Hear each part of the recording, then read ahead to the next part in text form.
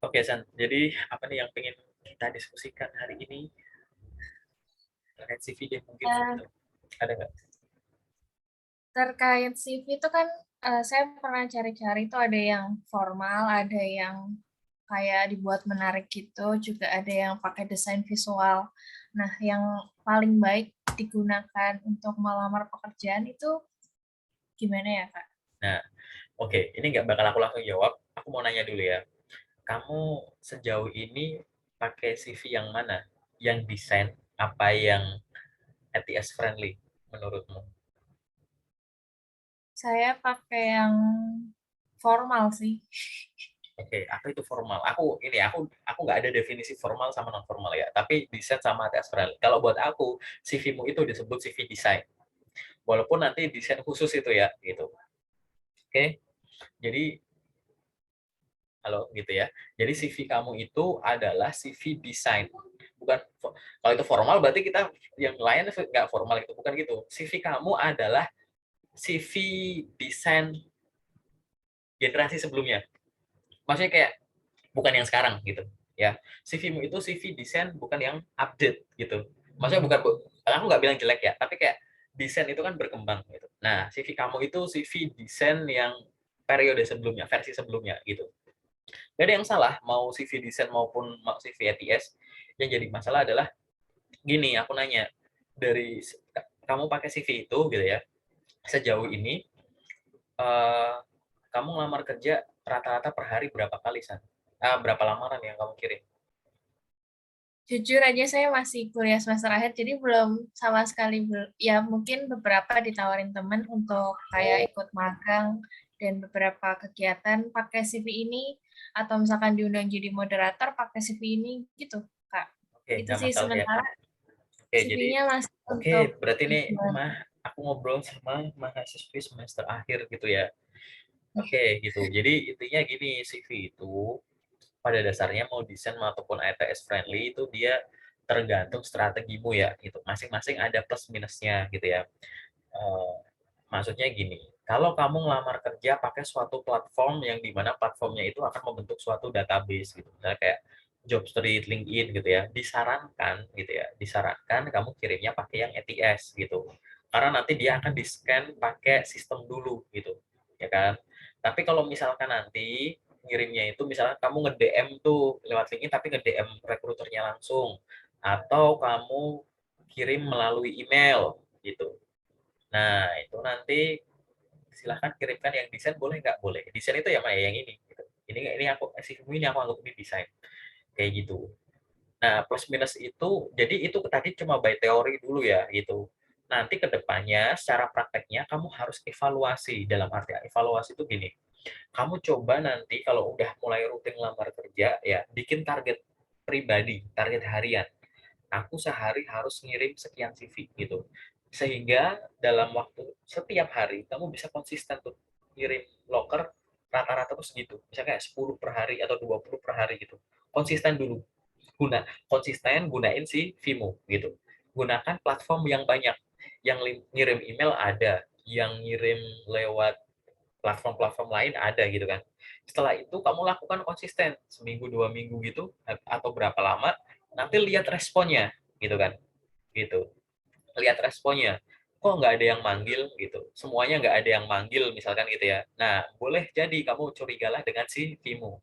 Tapi kalau misalkan kok kok di platform ini lebih banyak manggil pakai yang desainnya seperti ini, yang sini kok nggak banyak gitu. Sehingga nanti periode selanjutnya ya udah intensitas lamaranmu ke platform itu dibanyakin gitu loh, paham nggak sih? Gitu. Atau kalau kamu mau jadi biar dapet journey-nya bikin dua gitu. Kamu punya CV yang desain, kamu punya yang CV yang ini yang ETS friendly gitu ya. Gitu. Desain udah punya, coba kamu bikin yang ETS friendly. Terus coba kamu pakai dua-duanya ini gitu. Jadi semua yang kamu kirim lewat email coba kamu kirim pakai ini gitu. Semua yang kamu coba kirim lewat Jobstreet, LinkedIn gitu atau lewat website resminya langsung, coba pakai yang ATS. Habis itu diukur gitu, kira-kira ngerespon nggak gitu. Karena masing-masing orang beda. Ada orang yang nggak pernah bikin CV ATS tapi ngelamar kerja lolos-lolos terus tuh gitu kan, pakai itu. ya kan? Ada yang dia pakai ETS terus gitu. Ada yang pakai dua-duanya, nyangkut dua-duanya gitu. Karena CV itu yang penting tuh satu isinya, kelengkapan isinya gitu ya, informasinya harus disesuaikan antara kualifikasi kamu dan kualifikasi pekerjaan, ya kan? Yang kedua, CV bagus itu tidak cukup. Yang harus dilakukan adalah cara pakainya juga harus bagus gitu. CV-nya bagus, tapi kamu ngelamar kerja sehari satu, kadang lamar, kadang enggak gitu-gitu. Atau misalkan kamu ngelamar kerjanya cuma lewat email terus, yang lain enggak gitu kan, enggak dicoba gitu. Nah, ini enggak terukur, bagus enggaknya CV belum terukur gitu.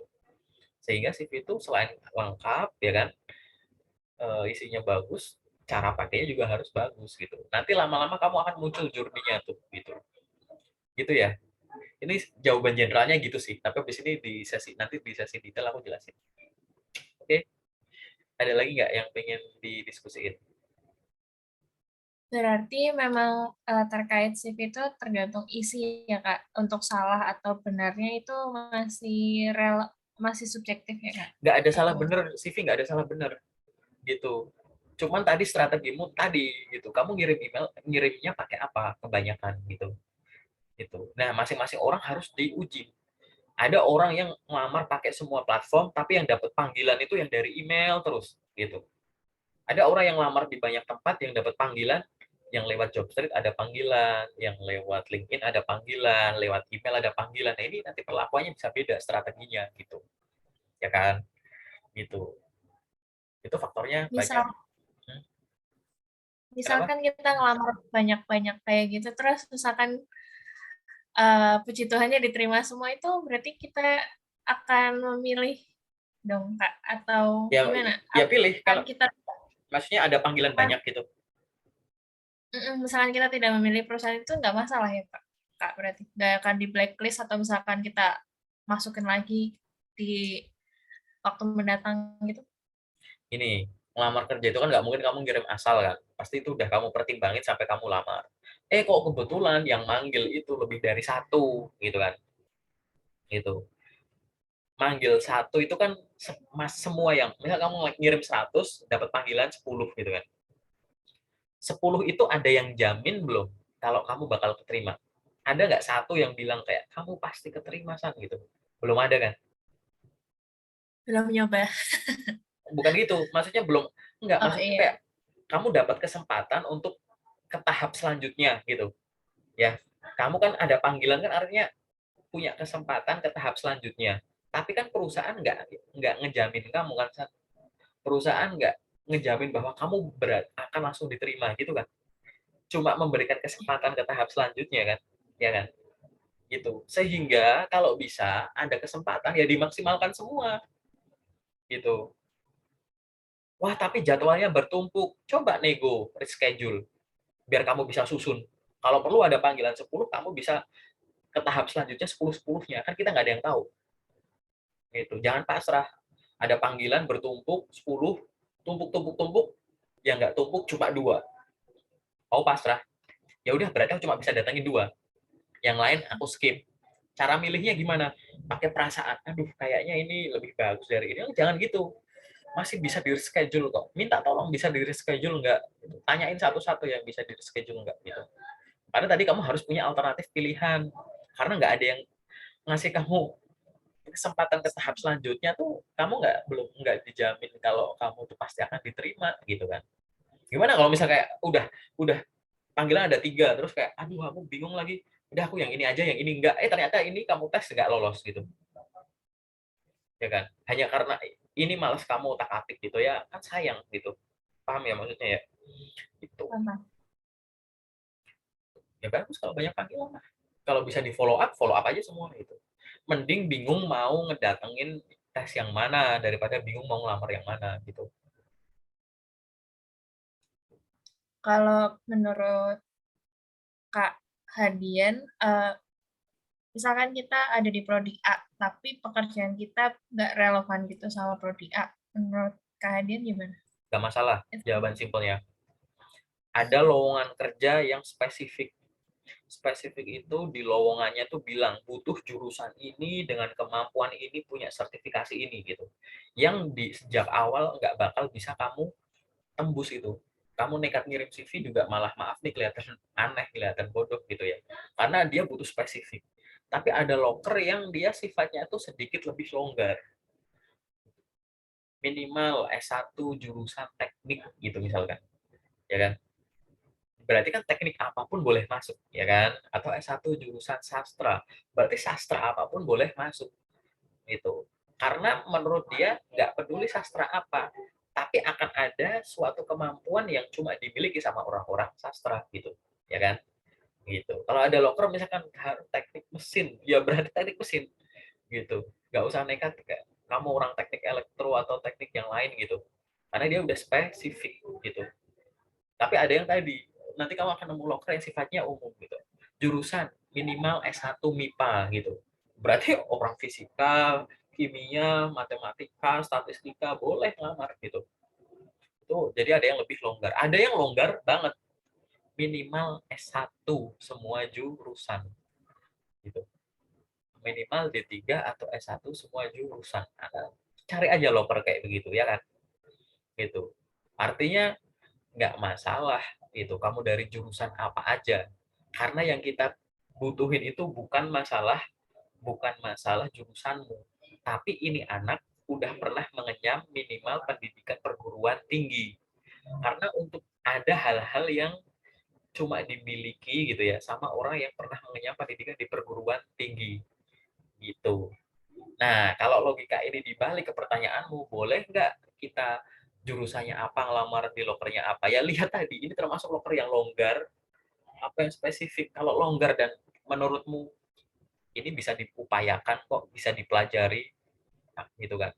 Nggak, jurusanku ngelamar juga masuk, ya kenapa enggak, gitu loh. Gitu, paham ya? Gitu. Nanti kamu bakal temuin itu. Gimana? Nah, nanti bakal kamu temuin hal-hal semacam itu. Gitu. Caranya gimana biar kamu dapat feel-nya? Aktiflah di LinkedIn. Platform yang paling baik ataupun yang menurut Pak Hadian paling apa ya, paling ya bukan menjamin ya, yang paling ya sejauh ini banyak pencari pekerjaan dapat itu apa? Dari LinkedIn, Jobstreet dan sebagainya. Menurut Asik. Pak Oke. Okay. Hadian atau Nah, jadi gimana? gini loh. Nggak ada jaminan. Oke. Okay? Nggak ada jaminan lewat ini pasti keterima. Nggak ada jaminan. Itulah kenapa kamu harus aktif di semua platform. Gitu. Nggak ada jaminan eh, cuma dengan cara melamar kamu akan didatangin info. Ada kok kamu nggak ngelamar tiba-tiba ditawarin gitu. Caranya gimana? Kamu mengizinkan orang-orang lain itu tahu gitu. Makanya kamu punya sosmed gitu. Banyak orang memanfaatkan sosial medianya untuk menunjang karir gitu. Aktif di LinkedIn dengan postingan-postingannya memamerkan kemampuan diri, ya kan. Punya konten di YouTube untuk menunjukkan dia mampu jadi konten kreator di sana. Punya TikTok buat bikin video-video bukan joget-joget, tapi misalkan kayak konten-konten yang hubungannya sama jurusannya gitu. Jurusanku soal misalkan psikologi gitu, ya udah aku bikin konten TikTok 5 pertanyaan yang sering ditanyakan oleh rekruter, itu hal yang harus disiapkan untuk interview gitu-gitu, konten-konten yang memang sesuai dengan bidang dia. Jadi nanti suatu saat ya kalau HRD apa rekruter gitu atau user kepo soal kamu, mereka nulis nama lengkap kamu di Google gitu kan, sosmed kamu muncul, dibuka gitu kan, oh ini anak sesuai dengan, jadi sosmednya tuh menunjang itu bisa dibayangkan kalau di CV Sopan ternyata dibuka sosmednya kayak begitu, kebalikannya dan lain-lain gitu. Dan itu udah banyak kejadian hal kayak gitu udah terjadi gitu kan itu, sehingga tadi gitu karena nggak ada jaminan kita akan diterima di mana, ya semuanya dipakai gitu. Jangan cuma aku cuma mau ngelamar melalui email saja, di luar email aku nggak mau, jangan gitu. Semua harus dicoba, kita nggak ada yang tahu mana yang akan ngelamar kita gitu. Yang pertama itu mana yang bakal terima kita gitu, kita juga nggak bakal tahu perusahaan itu akan buka lokernya di mana. Ada yang cuma ditaruh di websitenya gitu, ada yang disebar di semua sosmednya gitu, ya kan gitu. Jadi akhirnya eh, Akhirnya kayak gitu, bikinlah prioritas untuk kesemuanya.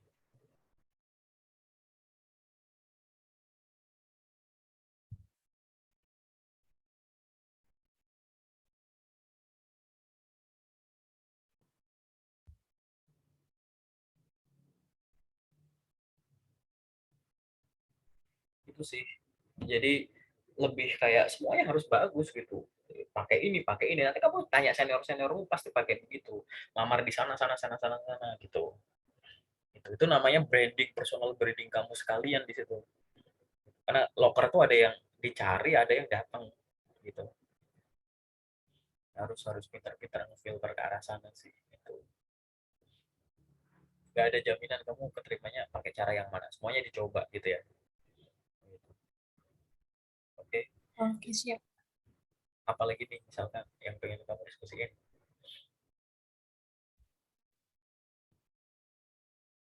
Hmm. Terkait informasi-informasi yang ada dalam CV, yang paling krusial apa aja ya, Kak? Yang perlu ada. Yang perlu ada ya jelas ya, satu, informasi pribadi kamu gitu. Informasi pribadi, ini nggak usah dicatat, nanti di record aja ini kan apa upload gitu ya. Minimal tuh informasi pribadi ada 5: tempat tanggal lahir, alamat, alamat email, nomor telepon, sama sosmed. Sosmed ini linkin aja udah gitu. Kalau ada yang lain ya paling website gitu, boleh gitu. Yang kedua, ada pengalaman kerja gitu. Kalau punya pengalaman kerja, jika ada gitu ya. Nah, pengalaman kerja itu macam-macam. Bisa kerja tetap, bisa kerja kontrak, bisa freelance, bisa part time, bisa magang, magang dibayar atau nggak dibayar, bisa entrepreneurship kalau kamu punya usaha gitu, ya kan. Nanti ada lagi pengalaman apa, organisasi, ya, pengalaman organisasi dalamnya macam-macam, bisa organisasi, bisa kepanitiaan, bisa keanggotaan, bisa volunteer, bisa student exchange, bisa social service, apapun gitu boleh masukin gitu. Terus di dalamnya lagi ada apa lagi, misalkan training dan sertifikasi kalau ada gitu, webinar-webinar, training-training, short course, online lecture dan lain-lain, semuanya lah itu masukan gitu, atau sertifikasi apa, terus skills gitu, skill silahkan tulis gitu, kamu kemampuanmu apa. Jadi kalau di atas punya pengalaman pendidikan, misal pendidikan jurusan ini, nah skill apa yang cuma dimiliki sama orang yang pernah menempuh pendidikan itu, tulis bagian skill gitu. Jadi skill itu nanti isinya tuh technical skill sama soft skill. Tapi aku lebih nyaranin banyakin technical skill-nya gitu. Technical skill ya bisa software-nya, bisa kemampuan bidang, pengetahuan bidang, kemampuan bahasa gitu. Silahkan masukkan. Gitu. Baru nanti kalau ada lagi apa, prestasi gitu. Silahkan tuliskan prestasi. Prestasi boleh yang perlombaan boleh gitu ya. Pokoknya yang dapat piala, piagam, viral, dapat duit itu boleh. Tapi prestasi nggak harus yang seperti itu gitu. Kadang prestasi itu misalkan kamu punya pengalaman kerja, itu prestasi di jabatan kamu saat itu apa gitu. Orang yang punya prestasi itu akan menarik gitu, gitu kan. Kalau punya publikasi ya silahkan, kalau nggak ada ya nggak apa-apa. Nah, makin lengkap itu semua, makin menarik gitu. Karena kamu sebagai nanti seorang lulusan baru, yang diukur itu adalah keseimbangan antara potensi akademis dan potensi non akademis. Kalau ini seimbang, itu bagus. Kelihatan menarik maksudku. Oh ini nih IPK-nya tinggi, tapi padahal IPK-nya tinggi loh, tapi dia tuh punya magang banyak, ada magang organisasi aktif gitu loh. Ini balance artinya gitu. Atau misalkan, oh ini IPK-nya nggak terlalu tinggi, tapi dia punya pengalaman kerja banyak. Oh ini berarti mungkin kuliah sambil kerja nih. Nah, ini menarik juga gitu. Nah yang misterius adalah kalau nilaimu biasa, organisasi juga nggak banyak, ini gimana? Gitu. Itu masih maju mundur tuh. Gitu. Atau sebaliknya, nilaimu tinggi banget, magang nggak ada, organisasi kepanitiaan nggak ada gitu, kayak gini. Kamu study terus nih kayak begini.